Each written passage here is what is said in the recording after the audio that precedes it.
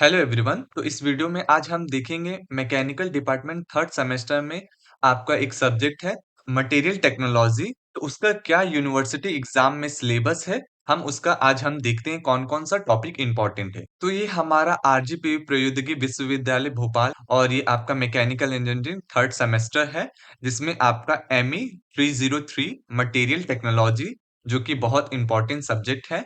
इसमें से आपको ज़्यादा थ्योरी क्वेश्चन ही पूछे जाते हैं। इसमें न्यूमेरिकल्स काफ़ी कम पूछे जाते हैं। ये आपके यूनिवर्सिटी एग्ज़ाम के रिगार्डिंग बहुत इंपॉर्टेंट सब्जेक्ट हो जाता है और ये स्कोरिंग सब्जेक्ट भी होता है। तो हम देखते हैं यूनिट 1 में क्या इंपॉर्टेंट है, यूनिट 2 में क्या है, 3rd एंड 4 एंड 5।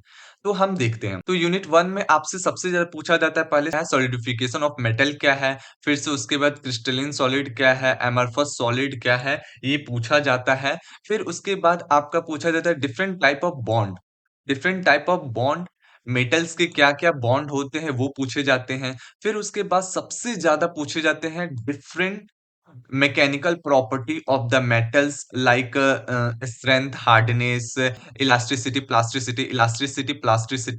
आपके ये पूछे जाने वाले बहुत सारे प्रॉपर्टी है। जैसे आपका होता है डक्टाइल क्या होता है, क्रिप क्या होता है, फटीग क्या होता है, ये सबसे ज़्यादा पूछे जाने वाले यूनिट 1 से ये टॉपिक है। ये मैकेनिकल प्रॉपर्टी आपने बीएमए फर्स्ट सेमेस्टर में पढ़े होंगे, उससे आप कवर हो जाएगा और ये बहुत ही इम्पोर्टेंट हो जाता है। अब आ जाते हैं हम सेकंड यूनिट में सबसे ज़्यादा आपसे पूछे जाते हैं ये कूलिंग कर्व क्या है? कूलिंग कर्व पूछे जाते हैं, फिर उसके बाद character of the alloy material क्या होते हैं, ये सबसे ज़्यादा पूछे जाते हैं। ट्रिपल टी डायग्राम जो कि बहुत ही इम्पोर्टेंट है, ये बहुत ही इम्पोर्टेंट है।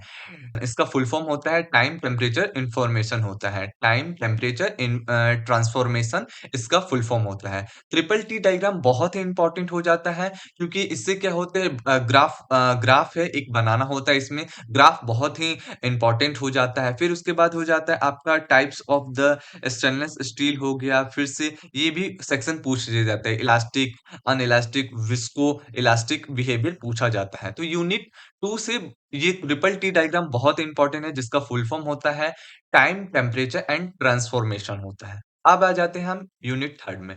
यूनिट 3 में सबसे ज्यादा पूछे जाते हैं basic phase diagram of triple T diagram.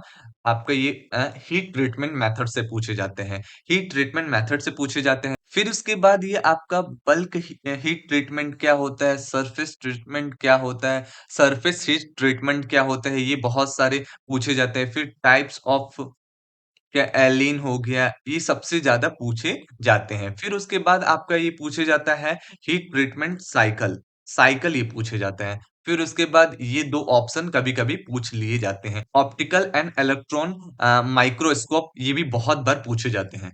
तो अब आ जाते हैं हम यूनिट 4 में। यूनिट 4 में सबसे ज़्यादा आपसे पूछा जाता है कंस्ट्रक्टिव एंड डिस्ट्रक्टिव मेथड क्या है?